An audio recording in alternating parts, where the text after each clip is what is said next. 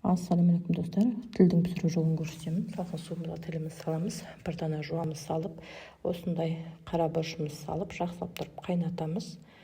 Бірінші қайнаған суымызды төгіп, екінші қайтара сумен пісіреміз.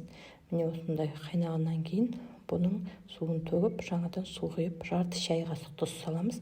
Жақсылап жай отта 3 сағаттай пісіреміз. Менде қашар сиырының тілі болатын. Міне қараңыздар, өте жеңіл ашылып жатыр. Бастап шанышқымен осылай тесіп алдым. Сыртқы қабығы міне қараңыздар, өте жеңіл, оңай ашылып жатыр.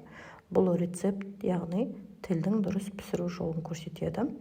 Міне, және тілім өте жұмсақ болып пісті. Қазір сіздерге кесіп көрсетемін.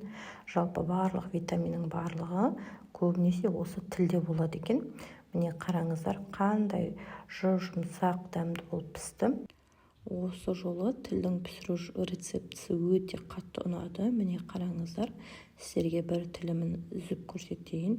Өте жұмсақ болып пісті. Әр сиырдың тілі жасына қарай піседі. Үлкен сиырларды ұсақтау, жай отта пісіресіздер. Менде жас малдың тілі болғасын 3 сағатта жай отта пісті. Міне жуа мемде беруге болады, қазылардың қасына да қоюға болады. Құрметті мен оқырмандарым, маған пікір қалдырып, лайк басып, маған тіркеліп кетсеңіздер өте қуанышты боламын. Одан сайын шабыттанып, сіздер үшін рецептілер дайындаймын. Ас болсын достар.